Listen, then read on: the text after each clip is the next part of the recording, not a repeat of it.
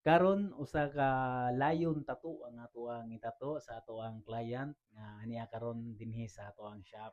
Sa kalayon tattoo og sa dughan nato ni sir ibutang ang design. Kay mao na ang iyahang request.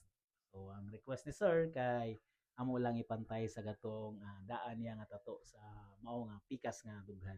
So dili lang namo gyud sa i-full chest no. So magkalahi gyud sila, nagatbang lang sila duha. So ang atong piyesa sa nakita ninyo, ang atong project kay usa ka lion tattoo nya gisugdan na nato diha sa sama sa inyong nakita. Kaning lion tattoo usa ni sa mga pinakakutipod nga mga design labi na sa mga hayop no. Kay tungod kay kani siya arang ka pino maning iyahang mga buhok-buhok sa iyahang naong sa iyang mga balhibo diha mga bungot tanan arang ka kuti ni siya guys. So himuon na to ni nga makuha na to nga murag duol sa reference ang ato ang project inig kahumano ang ato ang outcome. So kung hilig ka og tato tanawa ni guys sa kung giun sa nato pagtrabaho o pagproseso na ni kani nga mao nga piyesa nga atong ginatrabaho karon.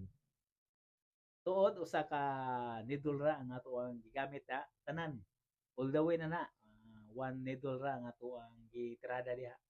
Dotted shading, dotted technique nga atong gamit diha or pointillism dot work ang atong gigamit diha sa pag shading tanan all the way na na. Gunad sa dark to light spot nga mga shadiganan. 5RL ang ato ang gigamit nga dagom nya ato lang na siyang gikamada pag mayo para mas ma-plaster o mas mahapsay no nya atong pagatanawon po syempre ang atong reference nga arang ka kote kaya atong pagasubayon ng mayo para makuha gyud nato ang bawat detalye diha sa mao nga naong sa leon. Og tuod happy ra pod ang ato ang client pagkahuman nato sa ato ang ginatrabaho niya nga project. Siyempre happy pud ta nga malipayon pod ang ato ang client sa outcome sa ato ang ginatrabaho nga mga project guys. Og sa mga wala pa katuod guys, ako ang shop, nara ko sa Uptown Plaza Hotel. Bye-bye. Liti doon lagi ko sa Jollibee Bye-bye. So, doon lagi kaya na siya tulon guys. Kung magali mangani, magpatato ka nako no. Pwede ra po kunin mo ma-search ang location sa ako tattoo studio. Pwede ra nimo ma-search sa Google Map. I-search lang dito guys ang Yunel Tattoo. So, pwede ra po kunin mo i-message sa ako ang Facebook account or sa akong Facebook page, Yunel Tattoo, or sa akong Instagram at Yunel Tattoo.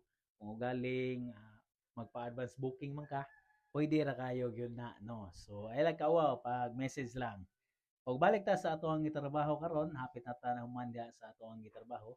Ang request nga usa ni sir kay amo i-colored ang mismo nga mata ani nga lion. So, ang gusto niya nga color is orange nya ang butangan daw namo yellow gamay para murag hayag-hayag ang mata ani nga mo ang leon nga gihimo guys syempre para mas dugang pod sa pugi puwen sa atong artwork nga gitrabaho. Og tuod og nakasubaybay mga sa akong mga video ug ganahan mga sa akong mga video. Daghang salamat sa imong pagsuporta syempre sa kanunay sa paglantaw sa akong mga video. Ako na na siyang tabang para nako guys na usa ka content creator.